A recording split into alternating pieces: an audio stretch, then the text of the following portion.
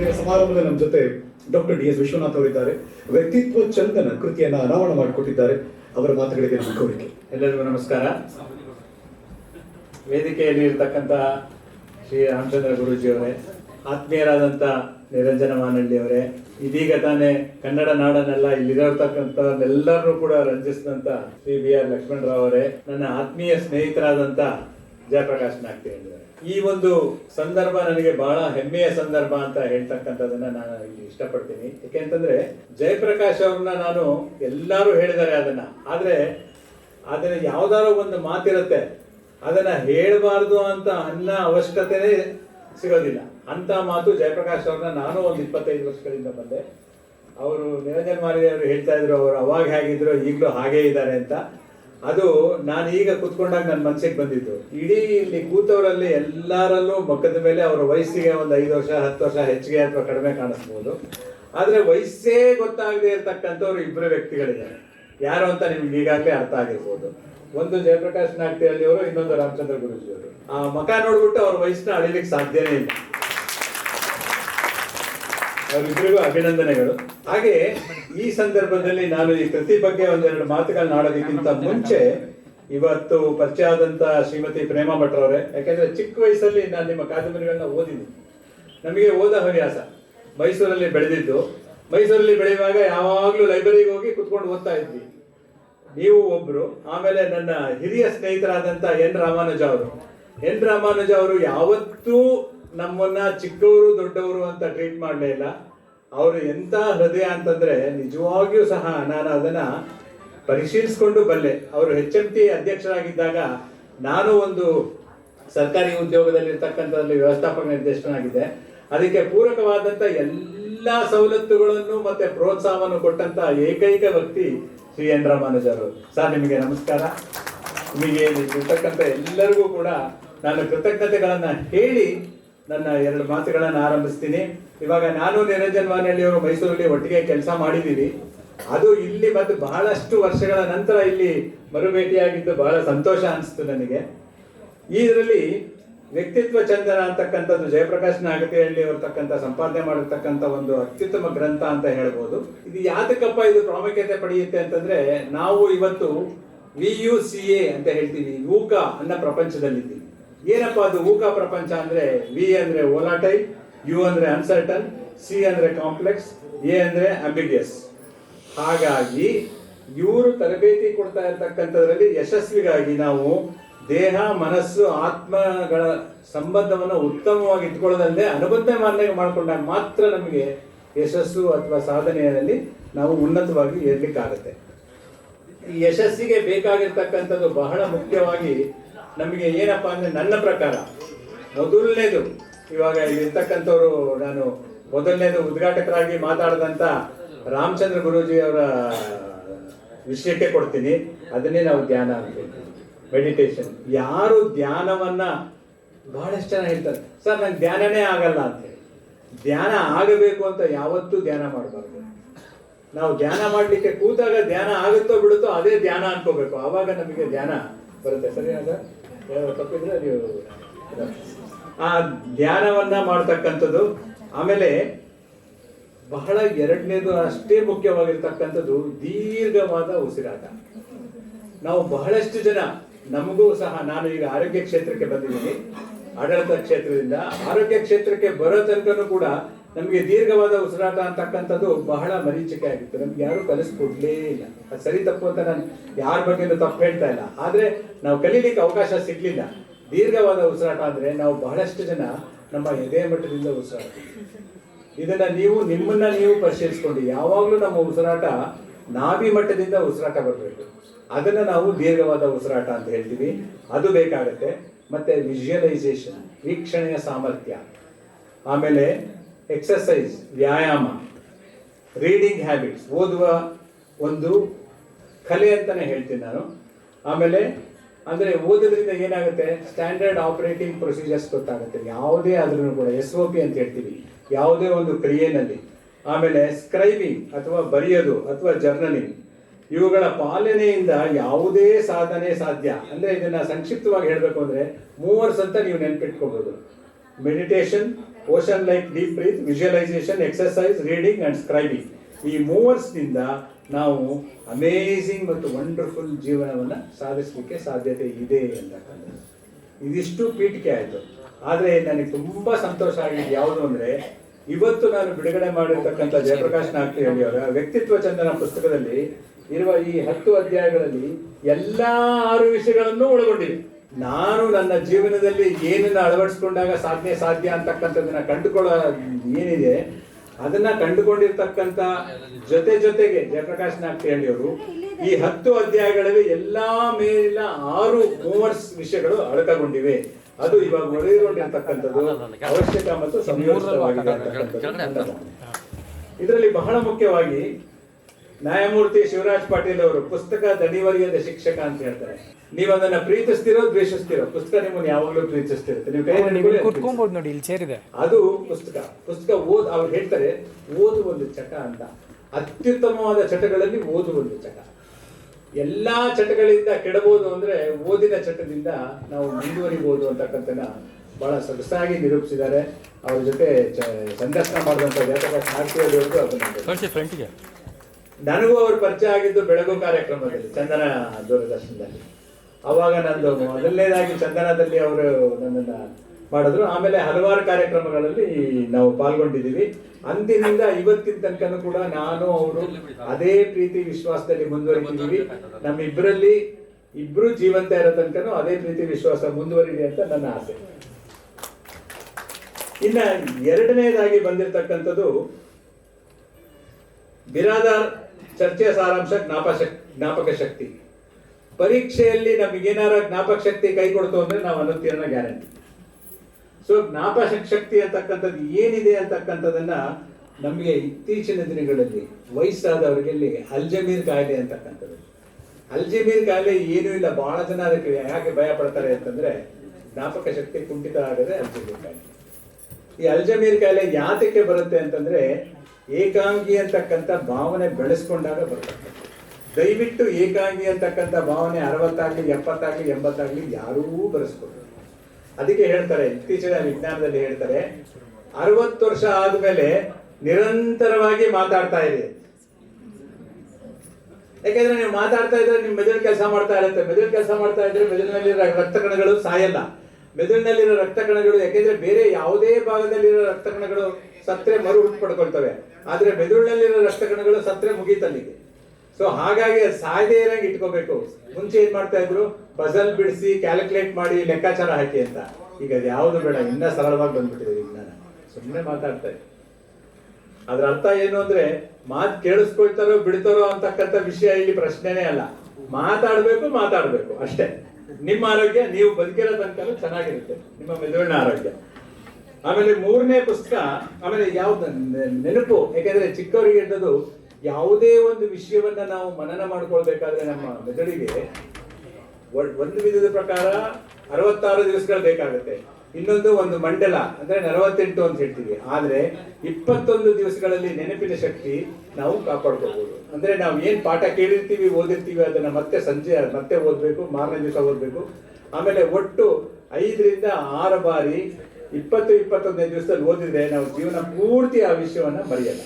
ಇವಾಗ ಇವರೆಲ್ಲ ನಮ್ಮ ಲಕ್ಷ್ಮಣ್ ರಾಯರು ಹಾಡುಗಳನ್ನ ಅದನ್ನೆಲ್ಲ ಬರೀ ಯಾಕೆ ಅಂದ್ರೆ ಅವರು ಅದನ್ನ ಮನನ ಮಾಡಿಕೊಂಡು, ಇವಾಗ ರಾಮಚಂದ್ರ ಗುರೂಜಿ ಅವರು ಹೇಳಿದಂಗೆ ನಮ್ಮಲ್ಲಿ ಬ್ರಹ್ಮಗ್ರಂಥಿ, ಶಿವಗ್ರಂಥಿ ಮತ್ತೆ ವಿಷ್ಣು ಗ್ರಂಥಿ ಅಂತ ಹೇಳೋದನ್ನ 3ನ್ನು ಆಕ್ಟಿವೇಟ್ ಮಾಡ್ಕೊಂಡಾಗ ಮಾತ್ರ ಅದೇನು ಅಂದ್ರೆ ನಮಗೆ ಗೊತ್ತಿರ್ಬೋದು ಗೊತ್ತಿಲ್ಲದೆ ಇರ್ಬೋದು, ಆ ಗ್ರಂಥಿಗಳು ನಮ್ಮ ಒಳಗಡೆ ಕ್ರಿಯಾತ್ಮಕವಾಗುತ್ತೆ. ಆ ಕ್ರಿಯಾತ್ಮಕವಾಗಿದ್ದನ್ನ ನೀವು ಅದನ್ನ ಅನುಸರಿಸಿದಾಗ ನಿಮಗೆ ಮರುವು ಅಂತಕ್ಕಂಥದ್ದು ಬರ್ಲಿಕ್ಕೆ ಸಾಧ್ಯನೇ ಇಲ್ಲ ಅಂತಕ್ಕಂಥದ್ದು.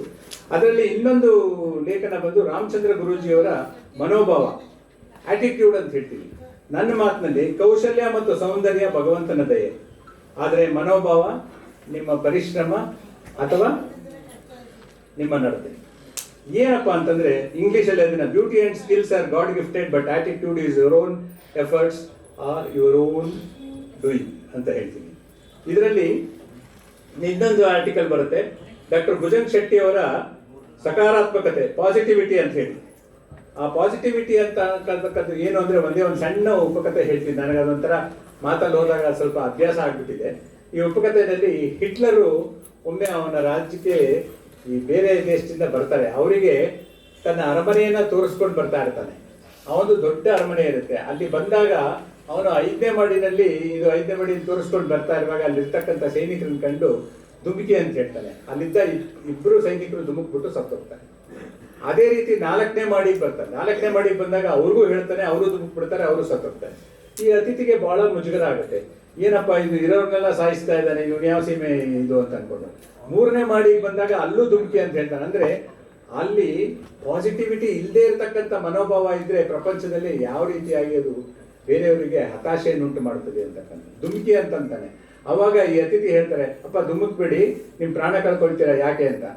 ಅವಾಗ ಸೈನಿಕರು ಮಾರುತರ ಕೊಟ್ಟಿರ್ತಕ್ಕಂಥದ್ದು ಎಷ್ಟು ಮಾರ್ಮಿಕವಾಗಿದೆ ಅಂದ್ರೆ, ಅಯ್ಯೋ ಬಿಡಿ ಸರ್, ಇಂಥ ಮುಟ್ಟಾಳನ್ ಮುಂದೆ ಬದುಕೊಂಡು ಅವನ ಜೊತೆ ಬದುಕಿರೋದಕ್ಕಿಂತ ಧುಮುಕ್ಬಿಟ್ಟು ಸಾಯದೇ ವಾಸಿ. This is the difference between our life in positivity and negativity. ನಕಾರಾತ್ಮಕತೆ ಇರೋರು ಜೀವನದಲ್ಲಿ ಯಾವಾಗ್ಲೂ ನಕಾರಾತ್ಮಕವಾಗಿ ನೀವೇನೇ ಮಾಡಿ ಸಮಾಧಾನ ಆಗಲ್ಲ. ಅದು ಗಂಡ ಹೆಂಡತಿ ಇರ್ಬೋದು, ಯಾರದೇ ಸಂಬಂಧದಲ್ಲಿ ಇರ್ಬೋದು, ಅದನ್ನ ನಾವು ಬದಲಾಯಿಸ್ಕೊಳ್ತಕ್ಕಂಥ ಕಾಲ ಇದು. ಅದನ್ನ ಬದಲಾಯಿಸ್ಕೊಂಡ್ರೆ ನಾವು ಸುಖವಾಗಿ ಬದುಕಬಹುದು ಅಂತ. ಜೊತೆಗೆ ವೈ ವಿ ಗುಂಡೂರು ಅವರ ದೃಷ್ಟಿಕೋನ ಮೈಂಡ್ ಸೆಟ್ ಅಂತ ಹೇಳ್ತೀವಿ. ಮೈಂಡ್ ಸೆಟ್ ಅಂತಕ್ಕಂಥದ್ದು ಎಷ್ಟು ಉತ್ತಮವಾಗಿದೆ ಅಂತಂದ್ರೆ ಇದಕ್ಕೆ ನಾವೆಲ್ಲೂ ಹೋಗ್ಬೇಕಾಗಿಲ್ಲ. ಇವಾಗ ನಾವು ನಮ್ಮದೇ ಆದಂತ ರಾಮಾಯಣದ ಒಂದು ಸನ್ನಿವೇಶಕ್ಕೆ ಹೋದಾಗ ರಾವಣ ಮರಣದ ಹಂತದಲ್ಲಿದ್ದಾನೆ. ಶ್ರೀರಾಮಚಂದ್ರ ಲಕ್ಷ್ಮಣನ್ ಇರ್ತಾರೆ. ಆಗ ಶ್ರೀರಾಮಚಂದ್ರ ಲಕ್ಷ್ಮಣನ್ಗೆ ಹೇಳ್ತಾನೆ, ಹೋಗಪ್ಪ, ರಾವಣ ಮಹಾಮೇಧಾವಿ, ಅವನ ಹತ್ರ ಏನಾದ್ರೂ ಕಲ್ತ್ಕೊಂಡ್ ಬಾ, ಅದನ್ನ ಕಲ್ಸ್ಕೊಡೋದು ಕೇಳು ಅಂತ. ಲಕ್ಷ್ಮಣ ಹೋಗ್ತಾನೆ. ಆದ್ರೆ ಲಕ್ಷ್ಮಣಗೆ ಏನಿರುತ್ತೆ, ರಾವಣನ ಮೇಲೆ ಅಷ್ಟಾಗಿ ಪ್ರೀತಿ ಇರಲ್ಲ. ಒಳಗಡೆ ಏನೋ ಒಂದು ದ್ವೇಷ ಅಥವಾ ಒಂದು ಅಸಡ್ಡೆ ಇರುತ್ತೆ. ಅವನು ಹೋಗಿ ರಾವಣನ ಹತ್ರ ನನಗೇನಾದ್ರು ಹೇಳ್ಕೊಡು ಅಂತಾನೆ. ರಾವಣ ಹೀಗೆ ಮಲಗ್ಕೊಂಡು ಸಾವಿನ ದೌಡಲ್ಲಿದ್ದವನು ಸುಮ್ಮನೆ ಆ ಕಡೆ ಮುಖ ತಿರುಗಿಸ್ಕೊಂತಾನೆ, ಏನೂ ಮಾತಾಡಲ್ಲ. ಒಂದ್ ಸ್ವಲ್ಪ ಹೊತ್ತು ಕಾಯ್ದಿದ್ದು ಲಕ್ಷ್ಮಣ ವಾಪಸ್ ಬರ್ತಾನೆ. ರಾಮ ಏನಾಯ್ತು ಅಂತ ಕೇಳ್ತಾನೆ. ರಾಮ ಇಲ್ಲ ಹೀಗಾಯ್ತು ಅಂತ ಹೇಳ್ತಾನೆ. ಆಮೇಲೆ ರಾಮ ತಾನೇ ಹೋಗ್ತಾನೆ. ತಾನೇ ಹೋಗ್ಬಿಟ್ಟು ರಾವಣಂಗೆ ನಮಸ್ಕರಿಸಿ, ನಿಮ್ಮಿಂದ ಸಹಾಯ ಆಗ್ತಕ್ಕಂಥದ್ದು ಏನಾರು ಇದ್ರೆ ದಯವಿಟ್ಟು ನನಗೆ ಹೇಳ್ಕೊಡಿ ಅಂತ ಹೇಳಿದಾಗ ರಾವಣ ನಗುಮುಖದಿಂದ ಅವನ ಮನ್ನಣೆಯನ್ನ ಸ್ವೀಕರಿಸ್ತಾನೆ. ಅಂದ್ರೆ ಅರ್ಥ, ನಮ್ಮ ಮನೋಭಾವ, ಮೈಂಡ್ ಸೆಟ್, ನಮ್ಮ ಮನೋಭಾವ ಯಾವ ರೀತಿ ಇರುತ್ತೋ ಆ ರೀತಿಯಾಗಿ ನಮಗೆ ಯಶಸ್ಸು ಸಾಧ್ಯ. ಆ ಮನೋಭಾವವನ್ನ ನಾನು ಜೀವನದಲ್ಲಿ ಬಹಳಷ್ಟು ಜನಗಳಲ್ಲಿ ಕಂಡಿದ್ದೇನೆ. ಅದರಲ್ಲಿ ಇಲ್ಲಿ ನಾನು ಹೆಸರಿಸಬಹುದು ಅಂತಂದ್ರೆ ರಾಮಾನುಜನ್ ಇರ್ಬೋದು, ಜಯಪ್ರಕಾಶ್ ನಾಟ್ಯ ಇರ್ಬೋದು, ಅವ್ರ ಮನೋಭಾವ ಅದೇ ರೀತಿ ಯಾವಾಗ್ಲೂ ಅಷ್ಟೇ. ಇವಾಗ ಸ್ಮೈಲ್ ಆಲ್ವೇಸ್ ಅಂತ ಹೇಳ್ತಕ್ಕಂಥದ್ದನ್ನ ಅವರು ಕರಗತ ಮಾಡ್ಕೊಂಡಿರ್ತಕ್ಕಂಥ ವ್ಯಕ್ತಿ ನಾನು ಕಾಣ್ತಾ ಇರ್ತಕ್ಕಂಥದ್ದು ಜಯಪ್ರಕಾಶ್ ನಾಟ್ಯವರು ಅಂತ ಇಲ್ಲಿ ಅವ್ರನ್ನ ಅಭಿನಂದಿಸ್ತೀನಿ. ಮತ್ತೆ ಇನ್ನೊಂದು, ಷಡಾಕ್ಷಿಯವರ ಸಂದರ್ಶನ ನಿತ್ಯೋತ್ಸವ, every day is A festival. ಮನುಷ್ಯ ಏನು ಅಂತಂದ್ರೆ ಸಿಂಪಥೆಟಿಕ್ ಅಂಡ್ ಪ್ಯಾರಾಸಿಂಪಥೆಟಿಕ್ ನರ್ವ್ಸ್ ಅಂತ ಇರುತ್ತೆ ನಮ್ಮಲ್ಲಿ. ಅದರಲ್ಲಿ fight, flight, freeze and fire ಅಂತ, ಫಿಯರ್, ಈ 4 ಕೂಡ ಮಾಡ್ತಕ್ಕಂಥದನ್ನ ಹೇಗೆ ಅದನ್ನ ದಾಟಿ ನಿತ್ಯೋತ್ಸವ, ಪ್ರತಿ every day is a good day, no day is a bad day. ಇವಾಗ ಜ್ಯೋತಿಷ್ಯದಲ್ಲಿ ಹೋದ್ರೆ ಆಲ್ ಪ್ಲಾನೆಟ್ಸ್ ಆರ್ ಗುಡ್ ಅಂತ ಹೇಳ್ತಾರೆ. ಅದು 100ಕ್ಕೆ 100 ಹೇಗೆ ಸತ್ಯನೋ ಅದೇ ರೀತಿ ಪ್ರತಿ ದಿವಸನೂ ಅತ್ಯುತ್ತಮವಾದ ದಿವಸ. ಕೆಲವರು ಶನಿವಾರ ಕೆಟ್ಟದು, ಇನ್ನೇನೋ ಅವರವರ ಮನಸ್ಥಿತಿಗೆ ತಕ್ಕಂಗೆ ಹೇಳ್ತಾ ಇರ್ತಾರೆ. ಯಾವ ವಾರನೂ ಕೆಟ್ಟದಿಲ್ಲ, ಯಾವ ಇದು ಕೆಟ್ಟದಿಲ್ಲ ಅಂತಕ್ಕಂಥದ್ದನ್ನ ಷಡಾಕ್ಷರಿಯವರು ನಿತ್ಯೋತ್ಸವದಲ್ಲಿ ಹೇಳ್ತಾರೆ. ಡಾಕ್ಟರ್ ತಿಮ್ಮಪ್ಪ ಅವರ ಒತ್ತಡ ನಿರ್ವಹಣೆ, ಸ್ಟ್ರೆಸ್ ಮ್ಯಾನೇಜ್ಮೆಂಟ್ ಅಂತ. ಅಂದ್ರೆ ಎಷ್ಟು ಒತ್ತಡ ಅಂದ್ರೆ ಇವಾಗ ಆಶ್ಚರ್ಯ ಆಗುತ್ತೆ. ನಿಮ್ಮಲ್ಲಿ ಯಾರ್ದಾರ ಮನೆಯಲ್ಲಿ 6 ವರ್ಷ 7 ವರ್ಷ ಮಗು ಇದ್ರೆ, ನಿಮ್ಮ ಮಕ್ಕಳಾಗಿರ್ಬೋದು, ಮೊಮ್ಮಕ್ಕಳಾಗಿರ್ಬೋದು, ಯಾರೇ ಆಗಿರ್ಬೋದು, ಅವ್ರು ಕೇಳಿದ್ರೆ ಅಯ್ಯೋ ತುಂಬಾ ಸ್ಟ್ರೆಸ್ ಶಾಲೆಯಲ್ಲಿ ಅಂತ. ಇದೇನಪ್ಪ 6 ವರ್ಷದವ್ರಿಗೆ ಎಂತ ಸ್ಟ್ರೆಸ್, ಅಂತ ಒತ್ತಡ ಅಂತಂದ್ರೆ ಆ ರೀತಿಯಾಗಿರ್ತಕ್ಕಂಥ ಸನ್ನಿವೇಶಗಳು ಸೃಷ್ಟಿಯಾಗುತ್ತಿದೆ ಪ್ರಪಂಚದಲ್ಲಿ, ಸನ್ನಿವೇಶಗಳು. ಅದನ್ನ ಒತ್ತಡ ನಿರ್ವಹಣೆಗೆ ಅದು ಯಾಕೆ ಒತ್ತಡ ಆಗುತ್ತೆ ಅಂತಕ್ಕಂಥದ್ದನ್ನ ಇದರಲ್ಲಿ ನಾನು ಹೇಳ್ತಕ್ಕಂಥದ್ದು ನೋಡಿ. ನಮಗೆ ನಾನಾಗ್ಲಿ, ನೀವಾಗ್ಲಿ, ಯಾರಾಗ್ಲಿ, ನಮ್ಮ ತಂದೆ ತಾಯಿಗಳು ಅಂದ್ರೆ ನಮ್ಮ ಪೇರೆಂಟ್ಸು ನಮಗೆ ಓಪನ್ ಯುವರ್ ಮೈಂಡ್ ಅಂತ ಹೇಳ್ಕೊಟ್ಟಿದ್ದಾರೆ. ಹಾಗಾಗಿ ನಮಗೆ ಮೋಟಿವೇಶನ್, ಇವಾಗ ಜಯಪ್ರಕಾಶ್ ಅಂತವ್ರು, ನನ್ನಂತವ್ರು, ಇಲ್ಲಿ ವೇದಿಕೆಯಲ್ಲಿ ಇರ್ತಕ್ಕಂಥವ್ರು ಎಲ್ಲರೂ. ಅದರಲ್ಲಿ ಒಂದು ಎಕ್ಸೆಪ್ಷನ್ ಅಂದ್ರೆ ರಾಮಚಂದ್ರ ಗುರೂಜಿಯವರು ಒಬ್ಬರೇ ಓಪನ್ ಯುವರ್ ಮೈಂಡ್ ಅಂತಂದ್ರೆ how to close your mind ಅಂತ ಹೇಳ್ಕೊಳಕ್ಕೆ ಆಗುತ್ತೆ.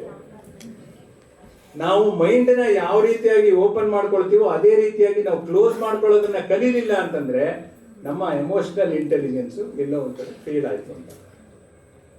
ಅದನ್ನ ನಾವು ಅರ್ಥ ಮಾಡಿಕೊಂಡು ಮುಂದುವರ್ಸ್ಕೊಂಡು ಹೋಗ್ಬೇಕಾಗತ್ತೆ. ಅದೇ ರೀತಿ ಅನೀಶ್ ಅವರ ಡ್ರೀಮ್ಸ್, ಅಬ್ದುಲ್ ಕಲಾಂ ಜೊತೆ ನನ್ನ ಸಂಪರ್ಕದಲ್ಲಿ ಇದ್ದೆ, ಅವ್ರು ಇರೋ ತನಕನೂ ಕೂಡ. ಅಬ್ದುಲ್ ಕಲಾಂ ರವರು ಆಲ್ವೇಸ್ ಟ್ರೈ ಟು ಡ್ರೀಮ್ ಅಂತ ಹೇಳ್ತಾರೆ. If you are capable of dreaming the world what you desire, you are capable of achieving the dream what you desire. So ಹಾಗಾಗಿ ಕನಸುಗಳ ಬಗ್ಗೆ ಬಹಳ ಅತ್ಯುತ್ತಮವಾಗಿ ಕೆಲವರು ಹೇಳ್ತಾರೆ ಡ್ರೀಮರ್ಸ್ ಆರ್ ನಾಟ್ ಡೂಯರ್ಸ್ ಅಂತೇಳಿ, ಆದರೆ dreams are the motivators for doing ಅಂತ, ಅದು ನನ್ನ ಅನುಭವದಲ್ಲಿ ಹೇಳ್ತೀನಿ. ಇವಾಗ ಆಸೆಯೇ ದುಃಖಕ್ಕೆ ಮೂಲ ಅಂತ ಭಗವಾನ್ ಬುದ್ಧ ಹೇಳಿದ್ದು, ಆದರೆ ಆಸೆಯೇ ದುಃಖಕ್ಕೆ ಮೂಲ ಅಂತ ಅನ್ನೋದು ಅವತ್ತಿಗೆ ನಮಗೆ ಸರಿ ಅನಿಸಿದ್ರು ಕೂಡ ಇವತ್ತಿಗೆ ನನ್ನ ಪ್ರಕಾರ ನನ್ನ ಅನುಭವದ ಮೇಲೆ ಅದು ಸರಿ ಅನಿಸಲ್ಲ. ಆಸೆಯೇ ನಮ್ಮ ಉದ್ಧಾರಕ್ಕೆ ಮೂಲ, ದುರಾಸೆಯೇ ದುಃಖಕ್ಕೆ ಮೂಲ. ಆಸೆ ಇಲ್ಲದ್ರೆ ನಾವು ಕೆಲಸನೇ ಮಾಡಲ್ಲ. ಸ್ವಾಮಿ ಪೂರ್ತಿ ಮಲ್ಕೊಂಡಿದ್ರೆ ಆಸೆನೇ ಇಲ್ಲ ನನಗೆ, ಏನು ಬೇಡಪ್ಪ, ನಾವು ಪೂರ್ತಿನೇ ಮಲ್ಕೋತೀನಿ, ಏನ್ ಮಾಡ್ತೀವಿ ನಾವು, ಏನೂ ಸಾಧನೆ ಮಾಡಲ್ಲ. ಹಾಗಾಗಿ ಆಸೆಯೇ ಸಾಧನೆಗೆ ಮೂಲ, ದುರಾಸೆಯೇ ದುಃಖಕ್ಕೆ ಮೂಲ ಅಂತಕ್ಕಂಥದ್ದನ್ನ ಹೇಳಿ, ಜೊತೆಗೆ ಇದರಲ್ಲೇ ಬಂದಿರತಕ್ಕಂಥವ್ರು ಅನಿಷ್ಠಾದ ಡಾಕ್ಟರ್ ಅಮರನಾಥ್ರವರ ಯೋಗ ಮತ್ತು ಯಶಸ್ಸು, ಯೋಗದಿಂದ ಅಷ್ಟಾಂಗ ಯೋಗದ ಬಗ್ಗೆ ನಮಗೆ ನಾನು ಏನು ಅದ್ರ ಬಗ್ಗೆ ಮಾತಾಡೋದೇ ಅವಶ್ಯಕತೆ ಇಲ್ಲ. ಯಮ ನಿಯಮ ಇವೆಲ್ಲನ್ನ ಮೀರಿ ಬೆಳೆದಿರ್ತಕ್ಕಂಥವ್ರು ಇಲ್ಲಿ ಇದ್ದೀವಿ. ಹಾಗಾಗಿ ಅದು ಎಲ್ಲರಿಗೂ ಗೊತ್ತಿದೆ ಯೋಗ. ಅದಲ್ಲದೆ ಕೂಡ ಇನ್ನು ಕೊನೆಯದಾಗಿ ಮತ್ತೆ ರಾಮಚಂದ್ರ ಗುರೂಜಿಯವರು ಧ್ಯಾನ ಮನಸ್ಸಿನ ಸ್ನಾನ ಅಂತ ಹೇಳ್ತಾರೆ. ಅಂದ್ರೆ ಧ್ಯಾನ ಮನಸ್ಸಿನ ಸ್ನಾನ ಅಂತ, ಧ್ಯಾನದಿಂದ ನಾವು ಏನೇನು ಬೇಕಾದರೂ ಸಾಧಿಸ್ಬೋದು. ಒಂದು ಆಕ್ಸ್ಫರ್ಡ್ ಹಾರ್ವರ್ಡ್ ವಿಶ್ವವಿದ್ಯಾನಿಲಯದಲ್ಲಿ ನಾವು ಧ್ಯಾನ ಮಾಡ್ತಾ ಮಾಡ್ತಾ ಓಂ ಅಂತಕ್ಕಂಥದ್ದನ್ನ 5 ನಿಮಿಷ ಸತತವಾಗಿ 90 ದಿನಗಳ ಕಾಲ ಮಾಡಿದ್ರೆ ನಮ್ಮಲ್ಲಿ ಉತ್ಪಾದನೆ ಆಗ್ತಕ್ಕಂಥ ಆಲ್ಫಾ ಬೀಟಾ ತೀಟಾ ಗಾಮ ಎಲ್ಲ ಕೂಡ ಉತ್ತಮ ಸ್ಥಿತಿಗೆ ಬಂದು ನಾವು ಉತ್ತಮ ವ್ಯಕ್ತಿಗಳಾಗ್ತೀವಿ ಅಂತಕ್ಕಂಥದ್ದನ್ನ ನಿರೂಪಿಸಿದ್ದಾರೆ. ಹಾಗಾಗಿ ಅದನ್ನೇ ಹೇಳ್ತೀವಿ. ಆಮೇಲೆ ಗಾಯತ್ರಿ ಮಂತ್ರನ ಅಷ್ಟೇ ನಿರಂತರವಾಗಿ ಜಪಿಸಿದಾಗ ನಮ್ಮ ಬರೀ ಕಾನ್ಶಿಯಸ್ ಮೈಂಡ್ ಅಲ್ಲ, ಸಬ್ ಕಾನ್ಶಿಯಸ್ ಮೈಂಡು ಮತ್ತೆ ನಮ್ಮ ಇದು ಚೇಂಜ್ ಆಗುತ್ತೆ. ಯಾರೋ ಒಬ್ರು ಮತ್ತೆ ಇದಕ್ಕೆ ಕರೆದಿದ್ರು, ಅವಾಗ ಹೋಗಿದ್ದಾಗ ನಾನು ಕೇಳಿದೆ, ಯಾಕೆ ಒಂದು ಶಾಲೆಗೆ ಇದೇ ರೀತಿ ಹೋಗ್ತಾರೆ, how many brains you are having ಅಂತ. ಎಲ್ಲರಿಗೂ ಆಶ್ಚರ್ಯ, ಏನಪ್ಪ ಈ ವ್ಯಕ್ತಿ how many brains you are having ಅಂತ ಕೇಳ್ತಾರಲ್ಲ.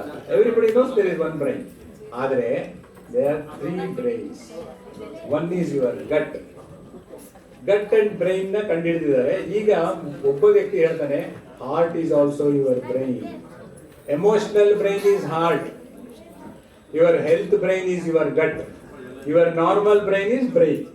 ಸೊ ಇವು ಮೂರನ್ನು ಕೂಡ ನಾವು ಸುಲಲಿತವಾಗಿ ಇಟ್ಟುಕೊಂಡಾಗ ಯಾವುದೇ ಸಾಧನೆ ಮಾಡ್ಬೋದು.